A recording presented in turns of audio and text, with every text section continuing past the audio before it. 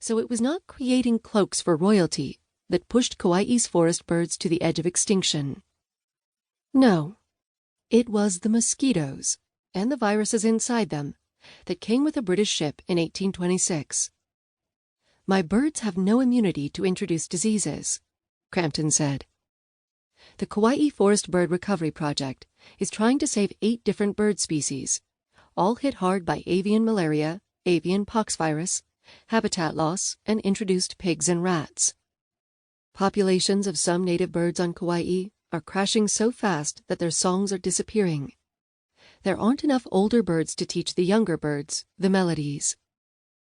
2 species, the akikiki and akakei, are closest to extinction. The akakei is greenish-yellow with a crisscross bill, which it uses to prod and poke buds of the bright red pom-pom flowers of the ohia tree in search of insects. It only lives in Kokei State Park and the Alakai Wilderness Preserve, where bird camp is located, and there are fewer than 1,000 individuals left. The akikiki are tiny puffballs of white and gray, pink-billed and big-eyed. They eat invertebrates they find by pulling loose bits of bark off trees. There are fewer than 500 alive. These birds only survive high in the mountains, where it is too cold for mosquitoes to reproduce. But as the climate warms, the mosquitoes keep moving higher and higher. Mosquitoes have reached bird camp, but at the moment they are only here during the summer. The very slightly colder winter months are enough to kill them off. The birds get a reprieve, but that might not last for long.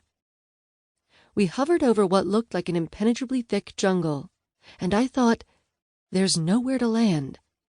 Until at the last minute I saw a tiny clearing with a very small homemade wooden helicopter pad. We put down, and a second later the helicopter was away. Up this high, it was chilly. The air was filled with a fine mist, blurring the edges of everything. Ohia trees were covered in lichen and moss.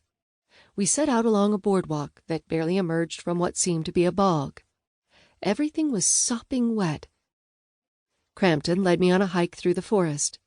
We waded across a river while holding on to a guide rope, then headed upward on a twisty trail. Our goal was to check rat traps. Mosquitoes may not be up this high year-round, yet, but rats are, and they love to eat songbird eggs and chicks. Crampton said the area we were walking through was surrounded by a pig fence, since pigs consume fruiting shrubs that birds like the puaiohi, a secretive thrush, depend on. The forest feels incredibly remote. Although we are, as the crow flies, about 10 miles from the town of Waimea, the terrain is so steep and trackless that the ecologists stationed here see no one else for weeks at a time, and all supplies come in by helicopter. Crampton is researching techniques to kill mosquitoes up here. She runs captive breeding efforts to create backup populations for some species. She's also looking at the possibility that the akakei might have to be moved even higher up on the mountain. And she kills rats. As we hiked, grabbing onto volcanic rocks and vines for support, I asked Crampton how she keeps doing this work, given the not insignificant possibility that the birds she has devoted a decade to will go extinct. Logistics, she answered. Coordinating volunteers, raising funds, following the latest developments in mosquito control, designing experiments, writing papers. She keeps extremely busy. We don't have time to get depressed, she said. We reached the first rat trap. Crampton is using the latest and greatest rat-killing technology, the Good Nature A24, invented in New Zealand. This $200 trap looks unlike any mousetrap you have ever seen.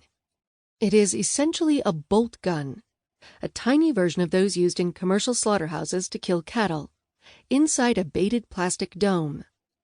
The gun is powered by a canister of CO2, similar to those in home seltzer machines. The rodent smells the bait. Crampton uses chocolate-covered coconut and pokes its head into the dome, triggering the gun, which instantly kills it. The rodents fall away, and the gun automatically resets itself. One of these traps can kill 24 animals before the CO2 canister is changed. I'd seen these traps in action before.